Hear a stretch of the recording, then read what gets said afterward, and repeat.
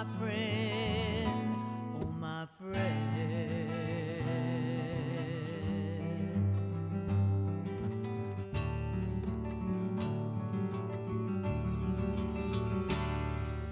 Say hello to the sorrow.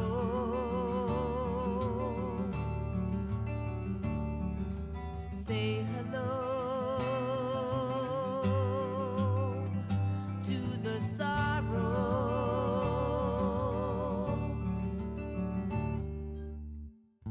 And with a sigh and these tears that I cry, oh my friend, oh my friend, oh my friend.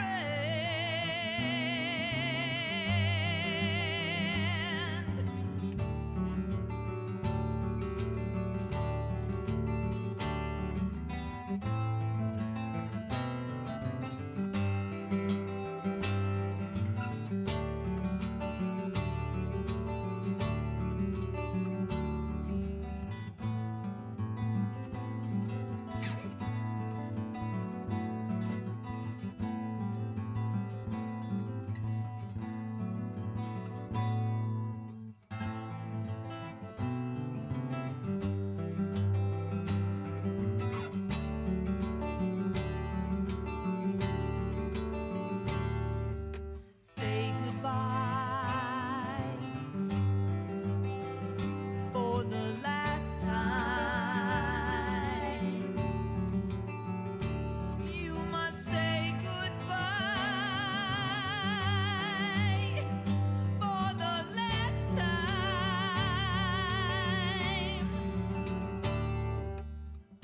And with a sigh and these tears that I cry, oh my friend, oh my friend, oh my friend, oh my friend.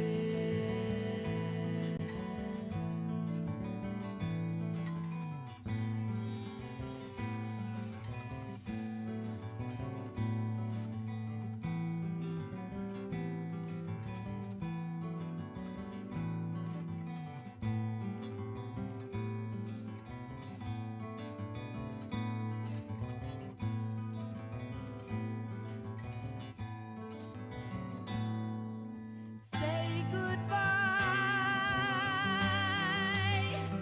for the last time.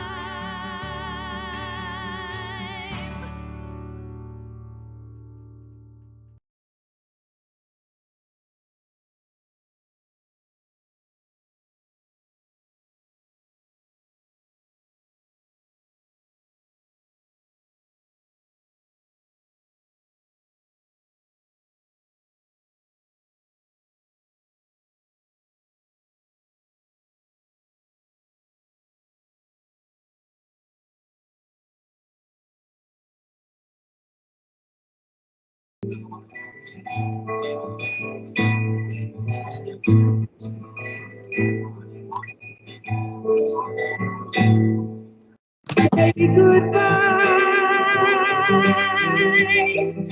for the last time.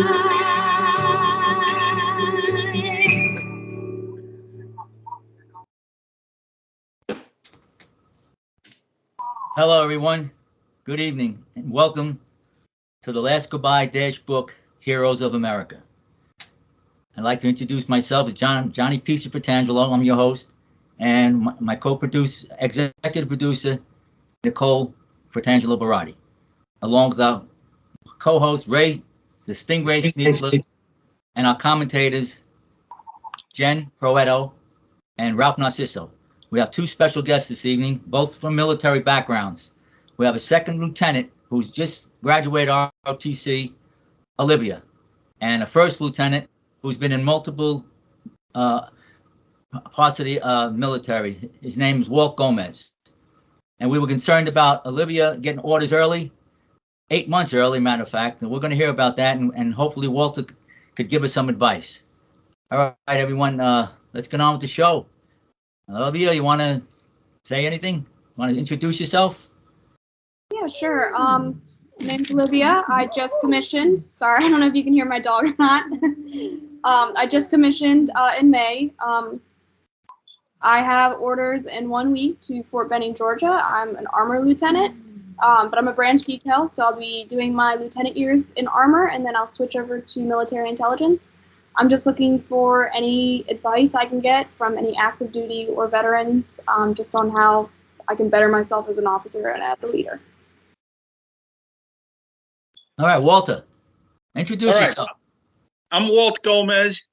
I was in 3 branches in the middle of the military, which is kind of odd, but I always happen to see the military the same way an athlete looks at his career.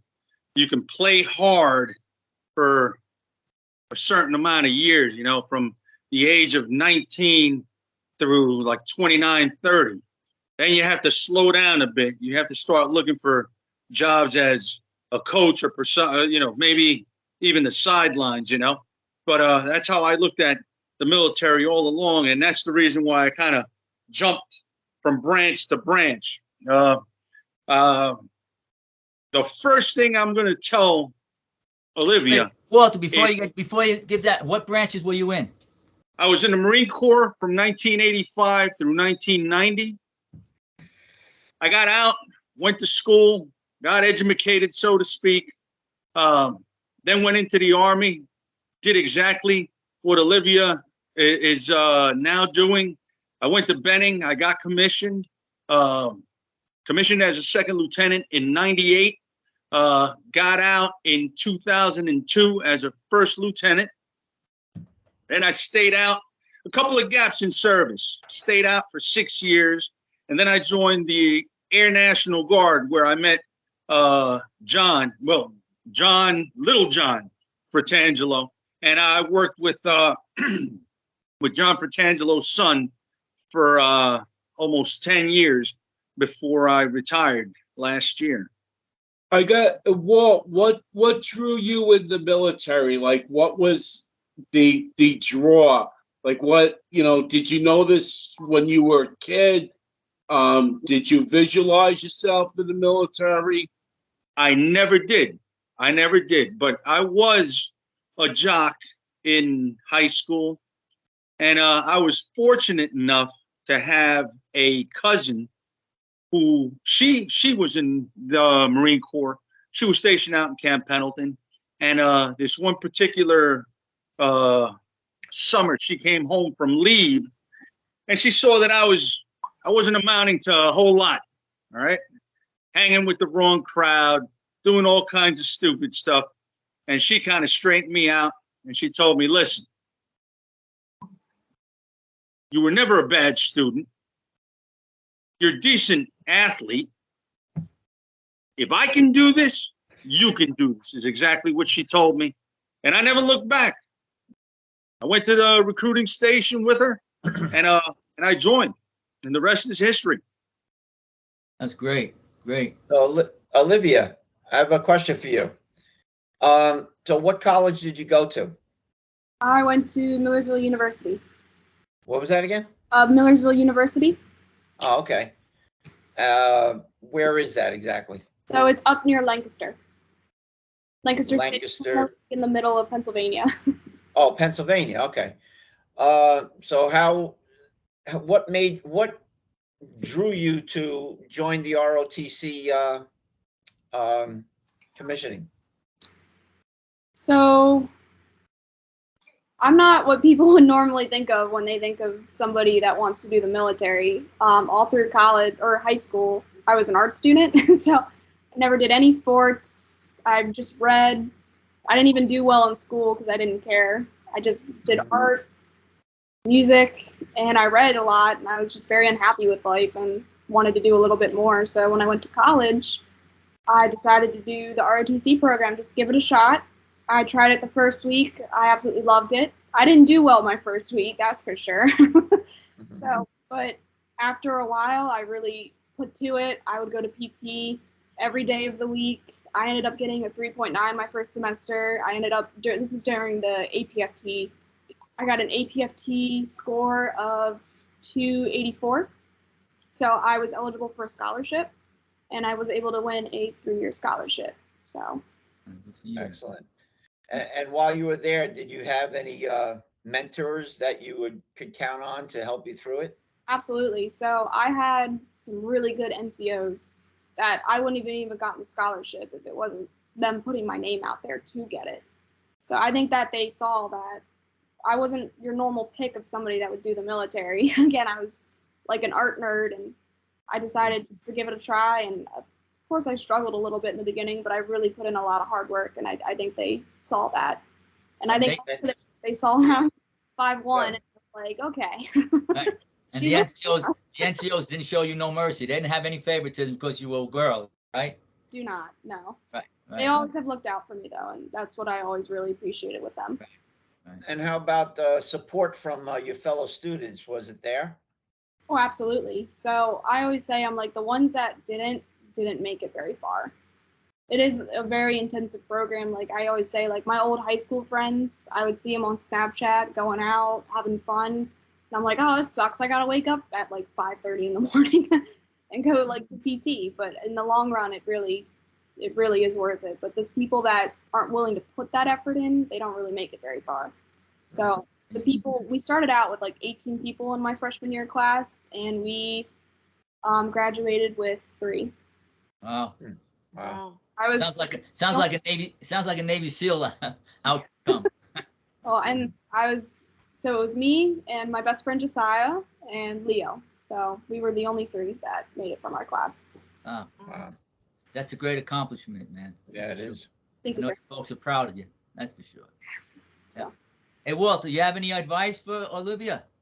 Well, she started off on the right foot by saying the NCOs were good NCOs.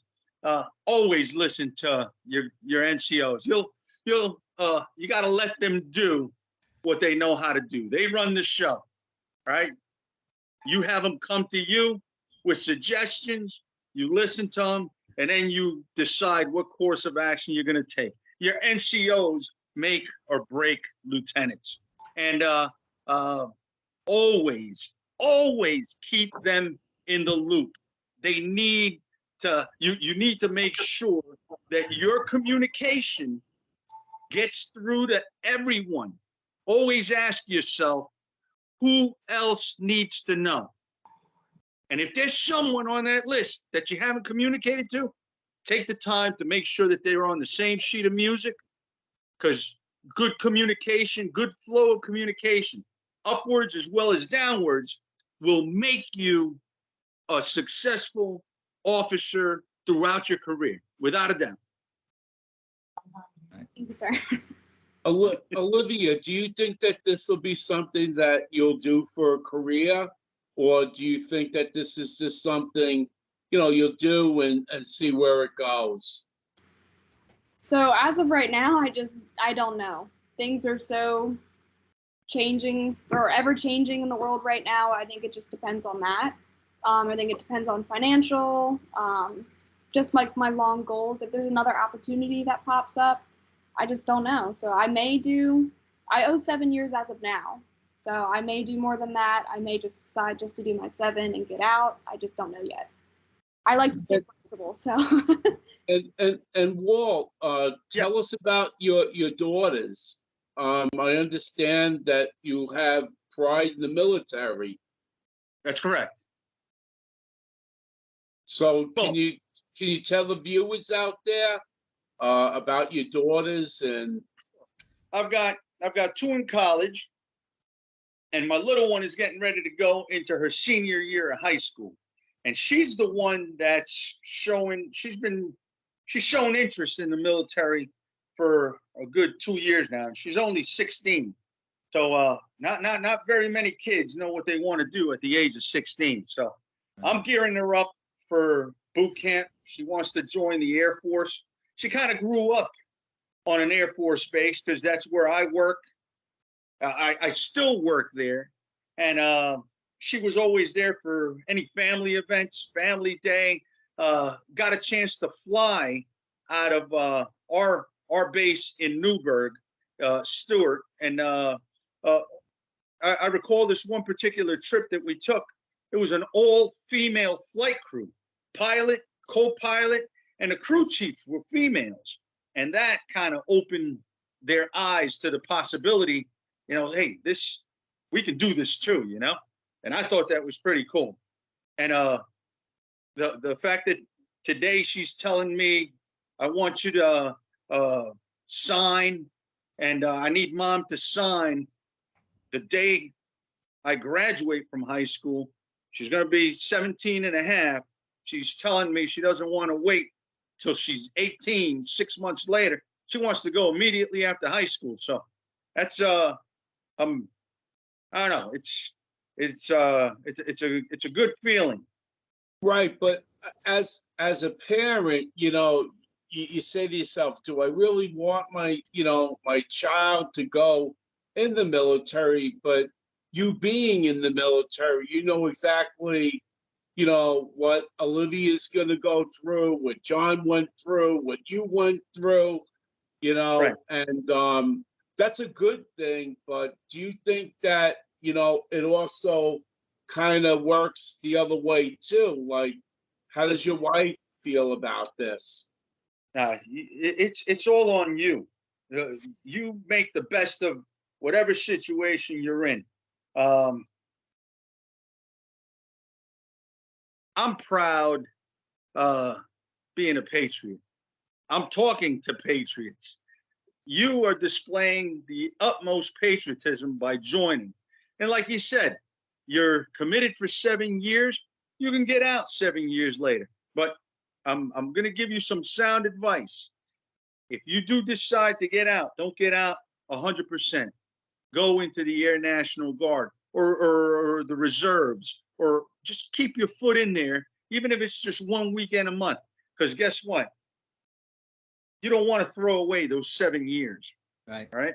You really don't. Like I said earlier, I had a couple of breaks in service, a 5-year and then a 6-year. And I regret every day not keeping my foot in there and tossing the uniform on, because I could have retired, almost 11 years earlier. Right.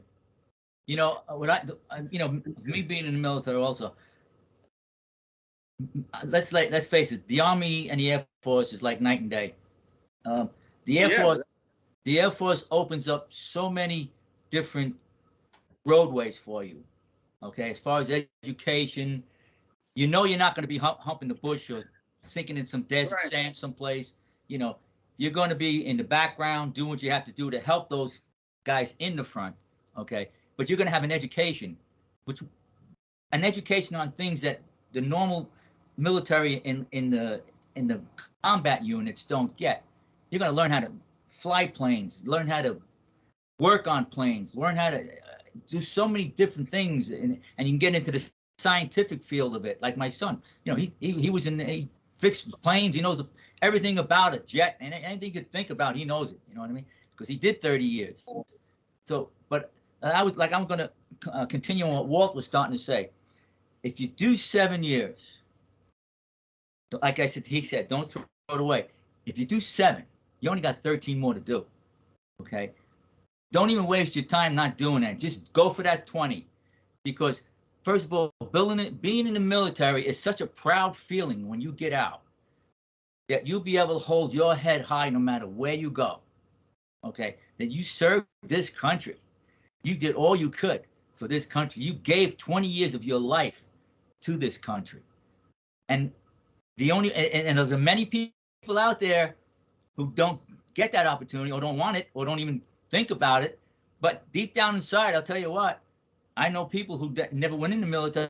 They're sorry, because the military personnel get such an admiration from people, okay, for what they did.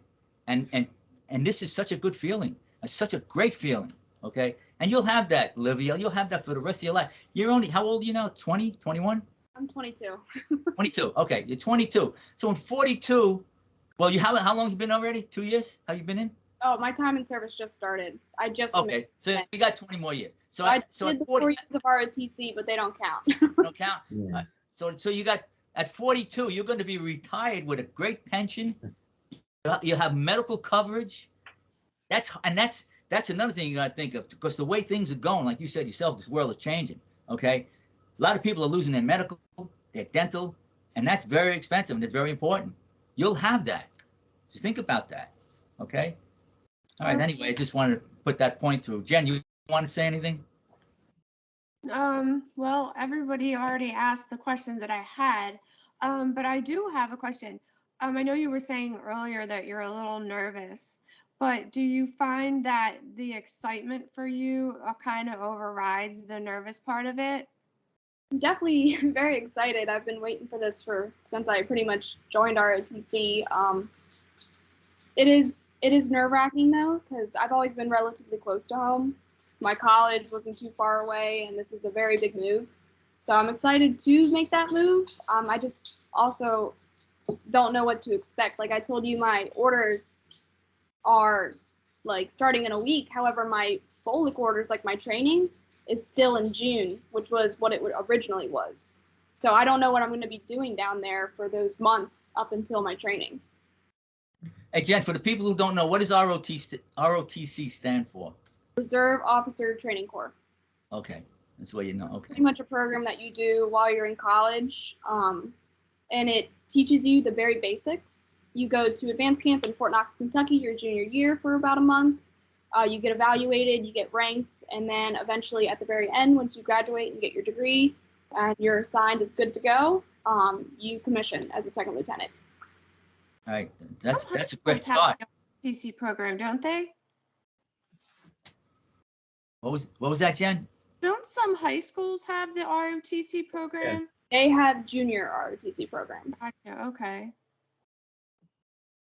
So Olivia, I have a question for you. How do you feel about, let's say you're going to be going into training now, you're going to be into armor training. Is there any, are you like any anxiety as far as going into training alongside men? Is there anything there that has an issue for you? So I used to not have that issue because my ROTC program was just fantastic, and I told you my NCOs were great. I never felt any different compared to my peers. I started feeling a little different though when I started looking online at like TikTok and stuff and looking at the comments, and comments can get pretty nasty. So Right. I do get a little bit nervous about that. My thing too is also just sometimes it's unfortunate, but you got to watch the people that are supposed to be the ones right next to you fighting with you. But at the same time, sometimes those are the ones you got to watch, unfortunately. Right. And to go on top of that, to Walt, how do you feel, Walt, about serving alongside women? Like not too long ago, women were excluded from the combat role. That's true. The first 3 years in the Marine Corps, I never saw a female anywhere in Camp Pendleton. Where I, in the 80s, there wasn't one of them. But it doesn't change the fact that over time, we know that they can do anything we can and possibly better. Mm-hmm. So you have to, it doesn't matter as long as standards are being met, right? As long as standards are being met, guess what? You're my peer. I can count on you when it's getting tough in front of us. Right. I know you're going to pull your weight. I won't have to pull your weight for you. As long as that's taking place, guess what? Everyone will gel, and you'll have a strong fire team, and you guys will accomplish whatever mission lands on your plate. So, Walt, for somebody like, Olivia,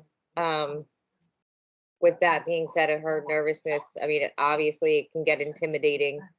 Do you have advice for her as far as that? And guess what? Olivia, you set the tone. You're the LT.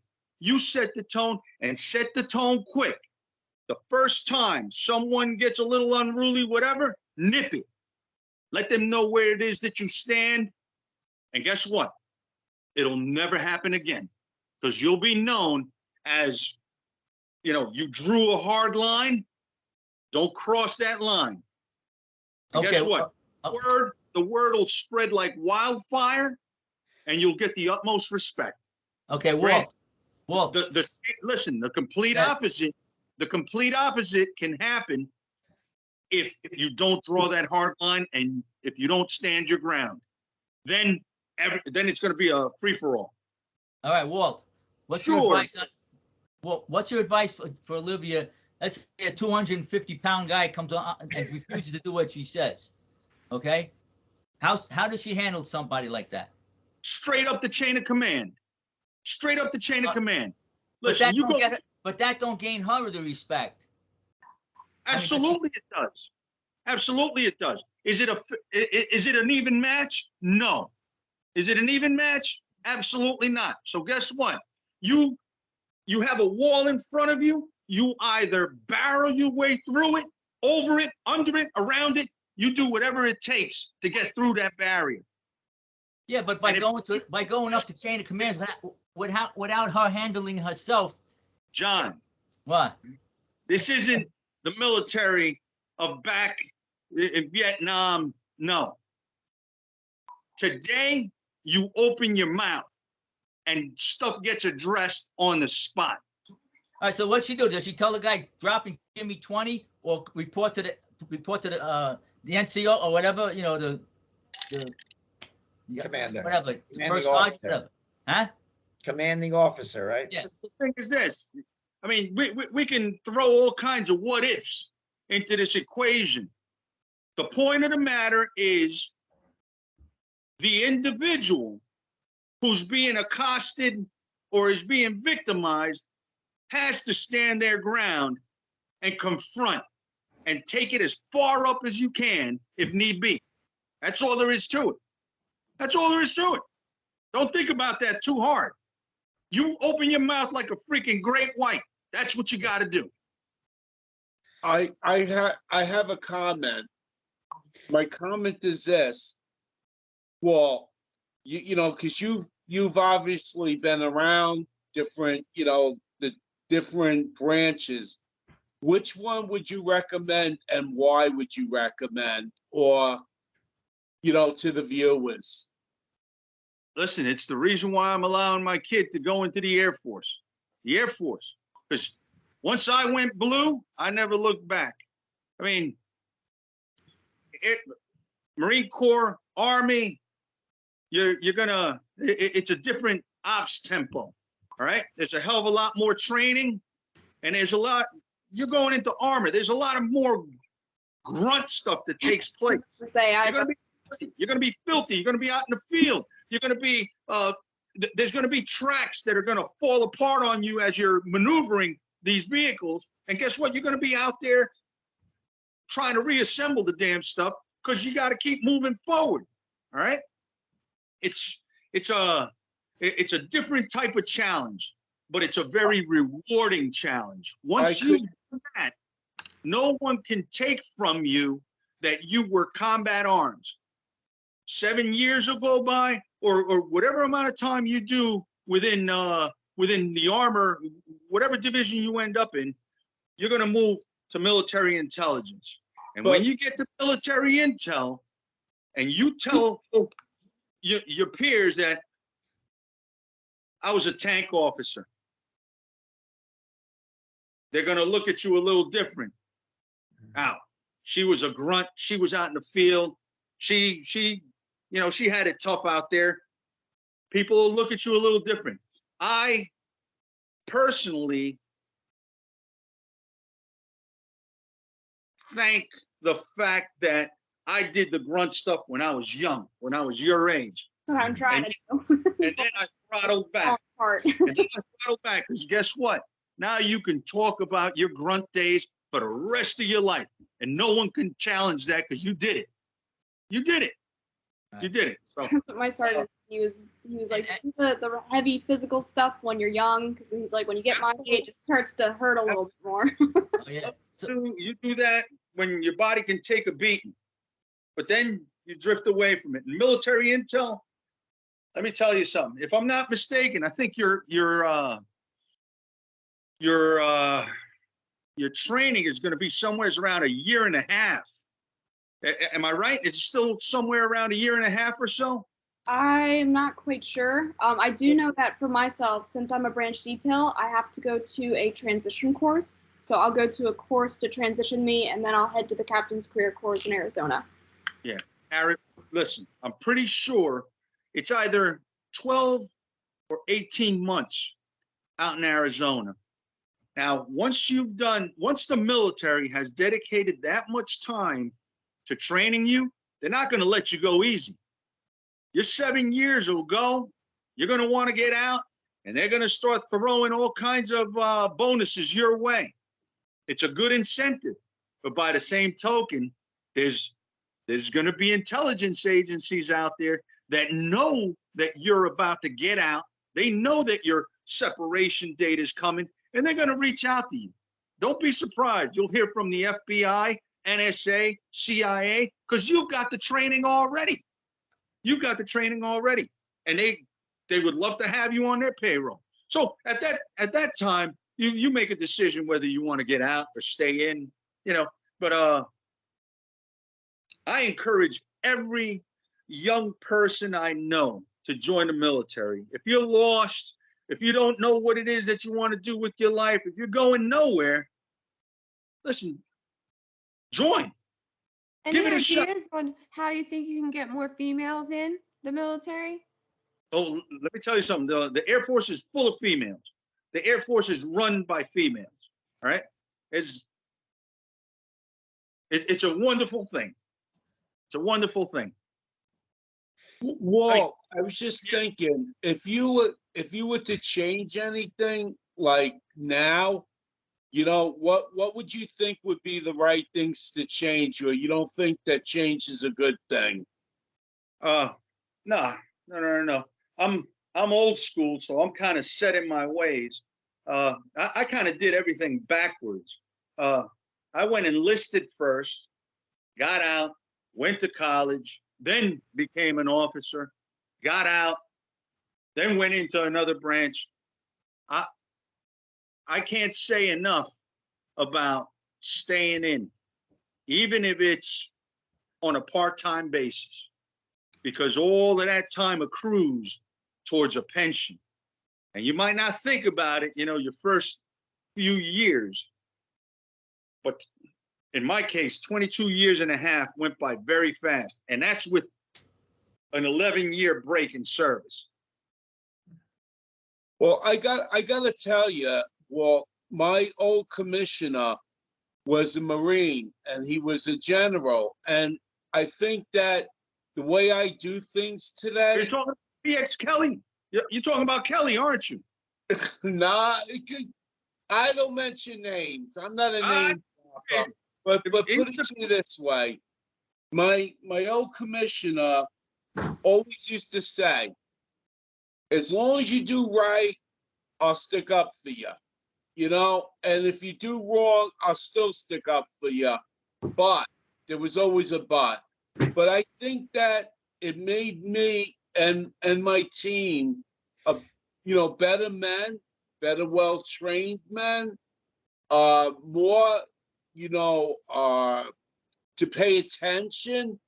And a lot of the guys that were in my unit were not military guys, including myself. I'm not military. And I have the foremost respect for you guys. I say this on every show. I have the foremost respect that you guys have given it your all. You know, you've given every drop of your blood to make my life a better life. But yes, I do agree with you. I think that, the military, it should be automatic. You get out of high school, if you don't go to college, I think you should go in the military. I think having military leaders definitely taught me to do and make better decisions in my career. I totally agree with you guys. You know, funny thing about being in the military, what it does, because like when I make a bed, or if I'm washing a pot, Okay, that pot's got to be spotless, especially on the bottom when it hits the fires, like electrical flame, and there's black spots on the pot. I scrub that thing until it's shiny. You know what I mean? A lot of people who don't have military experience don't do things. They don't go that extra part. They do something like that. You know what I mean? And if I see a piece of paper on the floor, remember the old expression, police call in the military, Walt? Remember? Police call when they line you up and you walk straight. And you got to pick up every cigarette butt, every match, every piece of paper. And, They, you know, we call it cross. It's not growing out of the earth. You got to pick it up. oh yeah, and it's all about training though. It's keeping you sharp. You know, like when we walk in the jungles, you got to be sharp. You got to look at everything down, up. You know, and that's all part of training. You think it's stupid when you're doing it, but it's really part of training. Everything they do is part of training, no matter how stupid you think it is. The only thing I didn't agree with was shining my shoes. Because that to me, because I haven't shined a shoe since I've been out of the army 55 years ago. But anyway, Well, it's in the So detail. we got new uniforms. They're called pinks and greens, and that's what I wore to my commissioning. And my sergeant was like, "Okay, I'm gonna show you guys how to shine shoes properly." So he was like, "If you guys don't come with your shoes shined, I'm gonna know, and you guys are gonna be in trouble because you're not gonna look good." So he pulled us into the cadet house and he showed us how to do it. So he was like, when I was in AIT or something, he's like, I used to do it for money. Okay.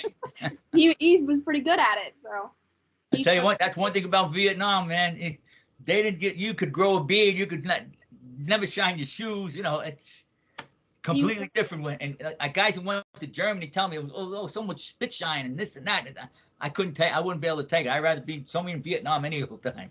You know, so. So Olivia, do you want to ask Walt anything? Do you have any concerns for anybody that you want to maybe get advice on? I think you already answered most of it. I'm just trying to look for general advice. Let me chime in and add a little more to what'll make you a successful officer. Aside from listening to your NCOs, we used to have this saying. It's a little acronym, 3 B's. You got to make sure that your people have the 3 B's: beds, beans, and bullets. It's about troop welfare. Troop welfare. Anything they need, you have the ability to get. As time goes by, you're going to meet other officers, and you got to network with them. They might have something that you guys might want. It's good to be able to support and boost up the morale within that close team that you're going to be leading. So keep that in mind. Troop welfare above anything. Troop welfare. Good point, Walt. That'll get her respect. Very good Without point. Without a doubt. I got a funny comment actually. I was thinking my youngest sister used to date a military guy way back, right? So me and my brother be doing the project and we're screwing up like crazy. I mean, beyond screwing up. Like, you know, you try this, it doesn't work, that doesn't work. So I say to my brother, Willie, don't worry about it. Louise's boyfriend's coming over. And he'd say to me, Sting, what are you talking about? Don't worry, I got an angle, I tell him, right? So the guys would come over and I'd say to my brother, you know what? This can't be done. There's no way that this could be done. And my sister's boyfriend had to hear that. And he'd bring his buddies over. And within an hour, everything perfect. Everything done right to the T. 1, 2, 3, done right. And he'd say to me, I should have thought of that. I go, that's why I'm your older brother and you're younger, you know? And that's what I love about you guys. You go in, you do what you got to do. You don't think about what you got to do. You just do it, get it done, and get out. And that's it, you know? And, absolutely. It's priceless. It's priceless what sacrifices and what you guys will do and you ladies will do. You know, if I said move a mountain, you'll move a mountain because you know as a team you can move that mountain. Right. I'm going to try to piggyback a little bit off of what, geez, forgive me, but I forgot your name already. I didn't get it at the very beginning. Matter. I'm sorry? It doesn't matter. I want to Right. hear from you. Listen. You, Walt. You're the what do you call it? You're the spotlight of the show. Listen, I know Commissioner General was in Haiti. How's that? I know your Commissioner General was in Haiti. Listen, you know a lot of things. That's why I'm being quiet. I'm letting you do the talking. This way I can't get in any trouble. No, I'm only joking. Let me get back to Olivia. Okay. I was going to say the time you spend in the tank unit that you're going to, combat arms, your troops are going to go all out because that's how they're wired. They're geared just like it was mentioned earlier. He called his older brother called his buddies, and it got done in an hour. If you task your team, you give them something to do, and they're done with it, you got to learn to leave them alone. Because when it comes to these within combat arms, we value our off time, our free time, our liberty. If you give us a task and you think it's going to last all day, and they get it accomplished in half a day, don't come out and add more to it, because then there'll be resentment towards you, right? It's just something that comes within the combat arms field, right? You give people something to do. This is what we need to get done today. And you let your NCOs handle it, and your NCOs will push these guys, and they want to do everything as fast, as efficient, and as safely as possible so that they can get cut loose. So be prepared to cut them loose or let them be and relax for a little bit. If you went the extra mile and accomplished the mission I gave you, the task I gave you, give them the time to relax then. Because otherwise, let me tell you something. If you don't, then they'll turn into slouches. And they'll never put their best foot forward for you again. They'll just take their sweet time because they know that you're gonna pitch another curveball at them, so to speak, you know? So Walt, Yes. so how many people will she be in command of when she gets her? You're going down there as a platoon leader. You're going to have a platoon maybe of 25, 30 people. Then from there, you'll become a company commander. You'll be a captain. Now you're running a whole company, and so on and so forth, you know? A major, a battalion, or in the Air Force, a squadron.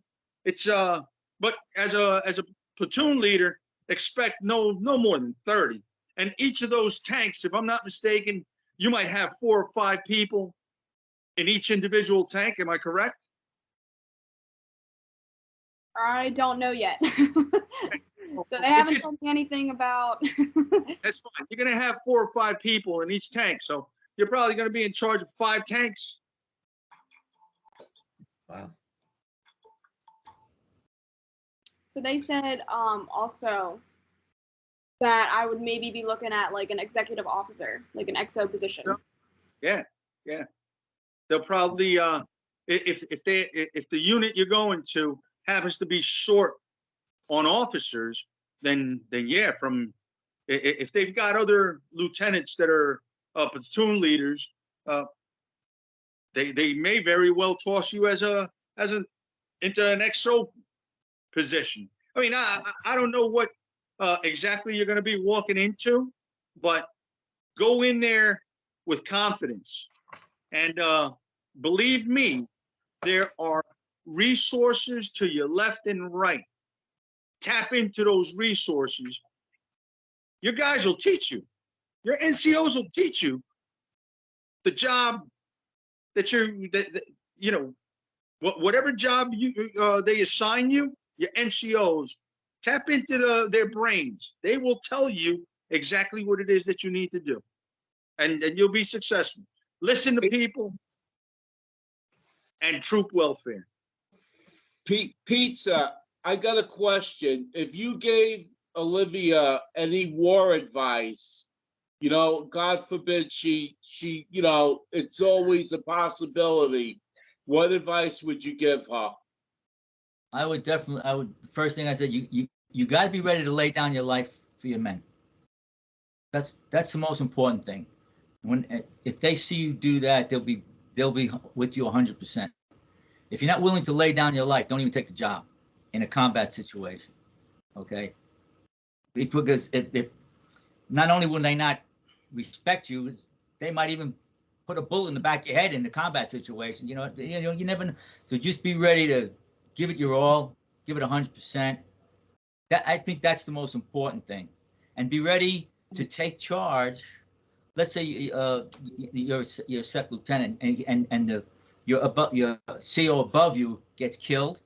You be ready to know his job, and be ready to take over, and give the commands with confidence. If you're not confident, try to look for another CO to give advice. Talk to him. You know, this is new to me. You know, but you know, what's the best thing I should do right now? You know, don't make a stupid decision, because stupid decisions cause lives. You got to be smart, and if you don't know, try to find out the right answer, because a lot of people are going to die if you don't know the right answer. I think that's the most important thing of being a. It's like we had our battalion commander right in the thick with us. He was ready to give down his life, you know, and everybody respected him for that. He didn't have to do that. He could have stayed behind with binoculars, you know, stuff like that. But lead from the front. You know, what do you think, Walt? Lead from the front, man. Lead from the front. The LT's got to be right there with his people. Yep. My lieutenant was right with us when we, you know, on patrols, when we walked into ambushes. He was right with us, you know, doing what he had to do. That's my best advice for that question. Olivia, how do you feel about that? That question?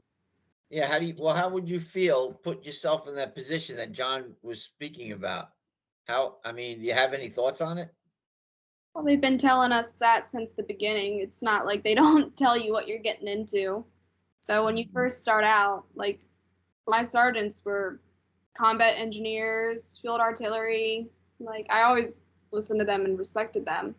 And they would tell us stories that were like horrible. It's like, oh my gosh, they were in Afghanistan. And we had a master sergeant too who taught our junior class, and he told us, he was like, you guys, this job is not for everyone. It's hard, and you're gonna see some horrible stuff. You can't freeze. You can't freeze. That's one thing. Remember that. Do not freeze in the situation. Okay. Always talk to yourself, and live the situation that might come about in your head. If we're going down this road as an armored division, and we get ambushed, and it's going to be small arms fire, what do I do? How should I react? You know, what should I tell my men to do? You know, do we deploy, go on the side of the roads? Do we go straight? Do we try to avoid it? Or do we counterattack? You know, always think of the situation, because every situation is going to be different.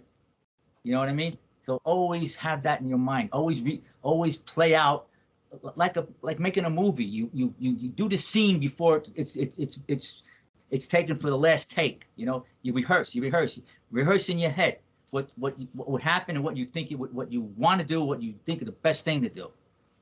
This way you're ready. Because if you hesitate, you can't hesitate. You got to be spot on real fast, man, because that's how fast it happened. I mean, you walk into an ambush, 10, 15 of your guys are going to be wiped out in a matter of 2 seconds. You know what I mean? So this is why you got to be quick. Okay. So Walt, Yes. won't she be receiving some hands-on training like war games and things like that? Absolutely. They're gonna do all kinds of infantry tactics in Benning without question. You're gonna learn everything there is to know about frontal assaults and flanking elements and fire team wedges and all of that stuff. Because believe it or not, before you're an armor officer or any other combat arms officer, you're an infantry officer. All right? They're going to train you to be an infantry officer. So Everything else is secondary. with ROTC, the way that secondary. they did that is part of our evaluation was based on tactics. So Right. they are, again, that master sergeant I was telling you about, he told us, he was like, we're not expecting you to be perfect with tactics, but they would put us into these situations because they say this is a stressful situation. We want to see how you guys operate, how you guys plan, how you guys work with your platoon sergeant or your PL. So when we were in the field for that Fort Knox advanced camp I was telling you about, you would get one major position, and then you would get squad leader positions. So my position was PL for a raid. Right. Other people had movement to contacts, ambushes. So pretty much you're put in that position. They give you the mission, and they say, here's what's going on. Make your plan, and it's all on you. So, and that's how Right. they evaluate you. Yeah. So Yeah. that's ROTC technically counts as Bullock 1 or Bullock A. So, Right. and then I'm going to now is Bullock B, where it's the more job specific. So it's Right. based on my branch, which is armor. Right. Right. You're going to get sick and tired of all of the op orders you're going to have to write. But you know what? It comes with the territory. It comes with the territory. What else? What else can I add? Oh, you said you're going to be in Benning in a matter of weeks. Well, this Really, time of a week and a day, I'll be down there. this time of year, it's extremely hot down there. All right, you're going to you need to make sure you have a bottle of Skin So Soft. All right, because that is what's going to keep the chiggers and the sand gnats away from you. They're down there and they're coming after you. Believe me, them little critters are. Sure can make life miserable. Oh, yes, they can. Sure. And they're out there right now. Right now. This time of year is the worst time of year to be in Benning.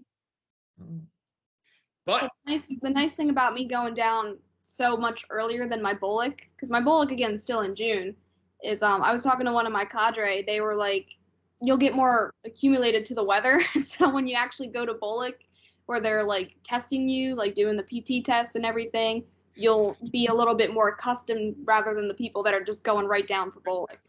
So again, I don't know what job I'm going to be doing. They said since a lot of like basic trainings down there, I may do something as an officer with them.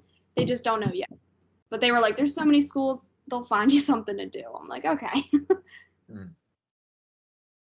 That's great. That's great. Walt, you're fantastic, buddy.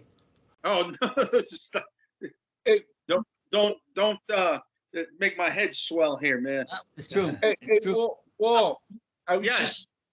just thinking, with all your experience and everything, what do you like to do on your off time? Like, what,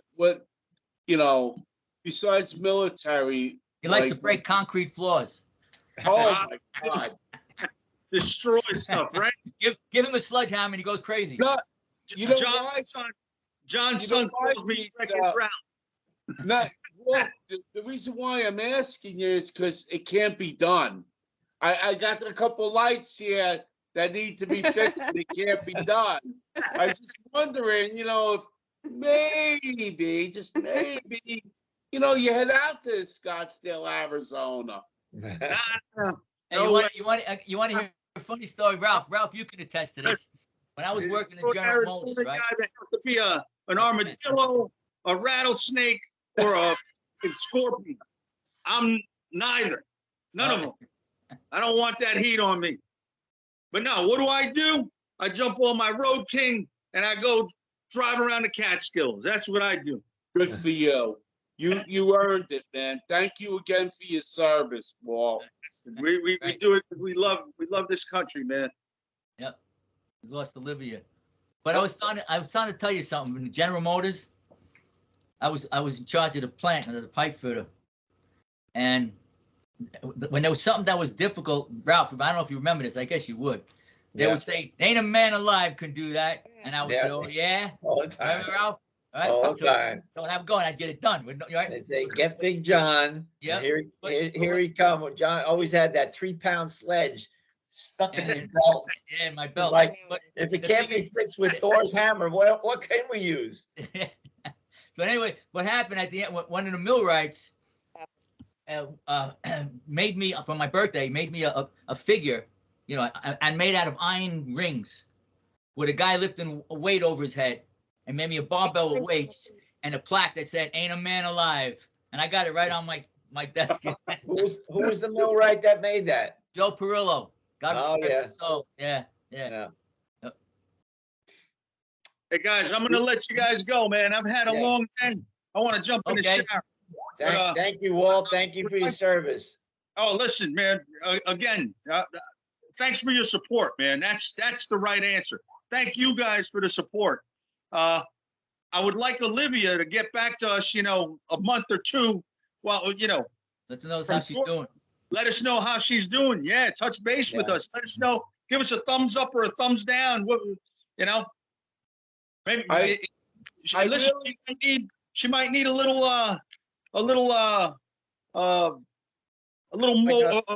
come to Jesus motivation speech or something. You know, you never know.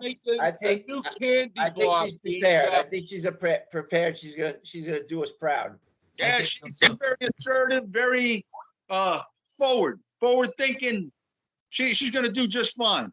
Yep, yeah. We got it back. Yeah. Okay. We got it back. I want to make a new candy bar. It's going to be called the Walt's Bar. Forget about Baby Ruth. Forget about the other one. It's a Walt's Bar. That's it. I've got to go. Walt, thanks for coming on the show, buddy. Thanks, Walt. God bless you. Love you, man. Always forward, never backwards. You got it? Always forward, never backwards, Olivia. All right. Have a good night, guys. Thank you so much. You, man. Take care, Walt. Right. Good luck. Right. So what'd you think? That was great, right? Gave a lot of great advice, man. Yeah. Sorry, real quick. My dad's here. He wants to ask a question. Sure.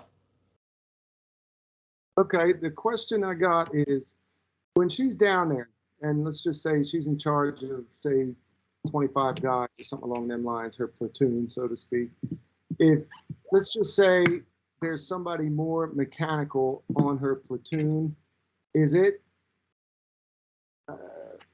proper to take advice from some of the guys on your platoon? If you don't think he's a moron, yes, sure. If you think he's legit, absolutely. Okay. Of course. Because, I mean, she's taking advice from NCOs as she goes along. So if there's somebody knowledgeable about something, if a guy's in combat and he has experience, okay, he's in there 6-8 months, he would experience, and you just got there, and you're trying to do something. He comes to you, and he says, "No, this wouldn't be a good thing to do. I advise you to do this."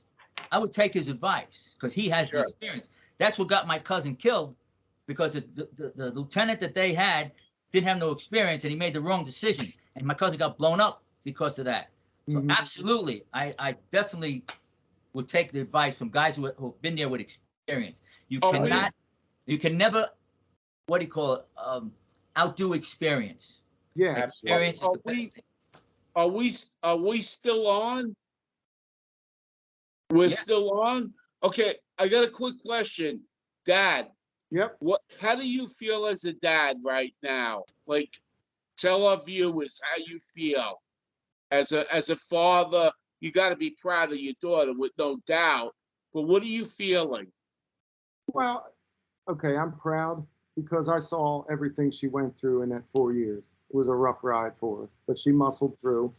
And I know she's going to do well wherever she goes, because even when she was at advanced camp, yeah, those 250-pound guys, they all respected Livy. She made a lot of friends over there. Of course, you're always going to have your, difficult people, but everyone sees the girl's tough. She's tough as nails, all 96 pounds of her, and I'm very proud, because she just she works hard at it, and she's taking on something that the average person won't. It takes a lot of guts, it takes a lot of courage. It does. It And does. There should be more young people like her. I would hope that there agree. are, and that she sets a good example for them. I appreciate what she's doing, and I think she's going to do extremely well. Yeah, and on the flip side, I'm nervous. I don't. It's my little girl, so I don't want. But she chose this because she asked me. She told me, she goes, I was thinking about doing the ROTC, and I said, go for it, try it out. Right. She Right. hit it out of the gate, so it was.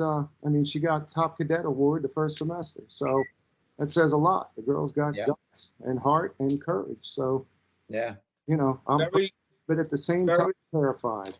Very proud, even though I don't know you, Olivia. I'm very, very proud. It's people like you that are gonna make my life better. Thank you for, your courage to serve. There's nothing on this planet better than giving and serving. Nothing.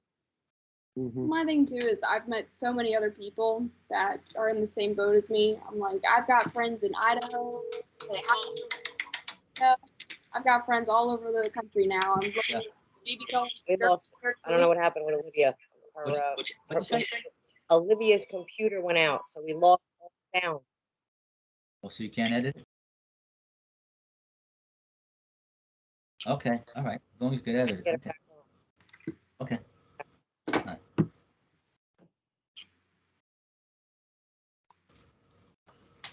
Okay, what time is it, guys? 8:45, about an hour. Well, I guess that'll do it, right? We had a good show tonight. Yeah, I think it's a great show. And Olivia, did you learn? No, I'm sorry, Olivia, again, Ralph. She can't hear us, Olivia? Oh, I can hear you. I'm good. Oh, okay. Olivia, Thank you for coming on, Olivia. Thank you. I've looked for advice at every turn I can find. So I hope we helped you out. I hope Walton really gave. I think he gave you some great advice. My thing He's too. a great guy. Huh? Yeah, he gave me some good advice. It's looking towards the ones that came before me. It's again, like I told you, those NCOs I had, they gave me a lot of good advice. I'm just looking at getting as much as I can, being a sponge, so that when I get down there, I can fall back on that and be like, okay, well, I heard this here, and just learning and trying to find my way. So I'm excited. That's right. That's right. For sure. You're going to do good. You're going to do great. I appreciate it. Again, a little nervous for my move, especially because I was looking at June and big change of plans, but I'm still excited. Yeah. Sure. Olivia, I promise that I will pray for you every day till the next time we talk. You'll be fine. Just have trust in God and trust in yourself and your decisions, and you'll be fine. Thank you. I appreciate it. Great. The more support I can get, the better I'll feel. Yeah. Yep. You do your parents proud for sure. And hopefully I get to see you again. All of us proud. Oh yeah, we'd love to have you back on. Oh, absolutely. I'll definitely probably see my Aunt Nikki before I go in person. So. Yeah. Okay. Yeah, she's coming here. She's coming here next week for my birthday, so she'll be here. Oh, nice. Yeah. All right, guys. All right, let's say everybody. Say good night to everybody, and Have a good night, everyone. Thank you. Hey, Good luck to you. Ralph, happy birthday, brother. Well, thank you, and let's not forget the book. Oh yeah. The book, The Last Goodbye. Yep, that's on That's Amazon. Yep, we'll go on to lastgoodbye-book.com. You can get a copy of Amazon. It's a and for all our viewers to join the Last Goodbye group on Facebook, because it's growing so big. We're over 300 and something members. right. And you're gonna find out about this guy, John Pizza Fratangelo, and how awesome he is. And I can tell you that from hands-on experience working with him for 20 years in General Motors. So get the book. Yeah, we could tell some stories, right, Ralph? Oh, hell yeah. All right, guys, and I want to bring attention to the Roberta Roberts, who wrote and sang and performed our song, "Say Goodbye for the Last Time." She's a very good person, and it's a great song for the book. All right, guys, have a good night, and God Have a bless good night. everyone. We love God you. We'll bless everybody. Good night. see everybody in 2 weeks for the next show. Sounds good. Good night. Good night, Good night. all. Bye. Good night from Arizona. Okay. Bye, Olivia. Good luck, Olivia. Good luck.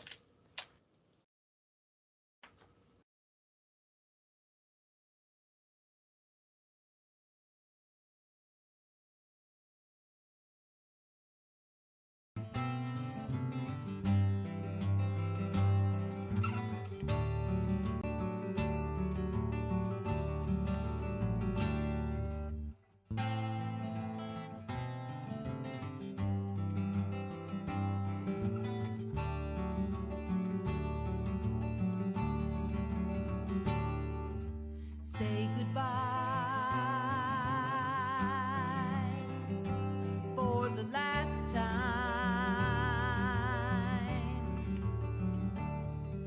Say goodbye for the last time.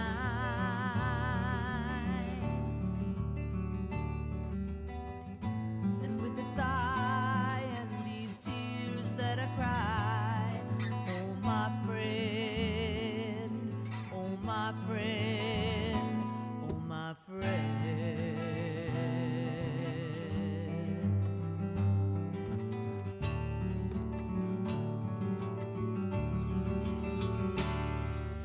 Say hello to the sorrow.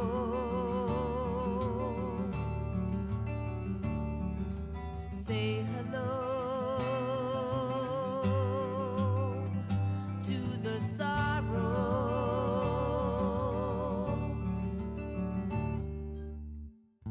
And with a sigh and these tears that I cry, oh my friend, oh my friend, oh my friend.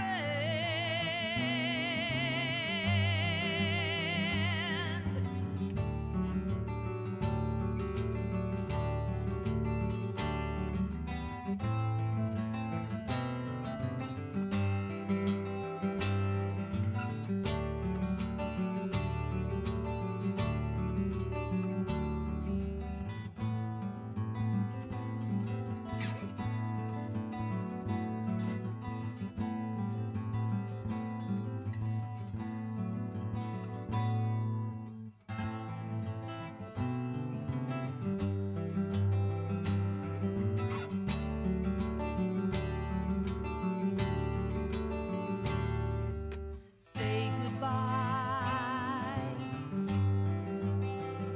for the last time. You must say goodbye for the last time.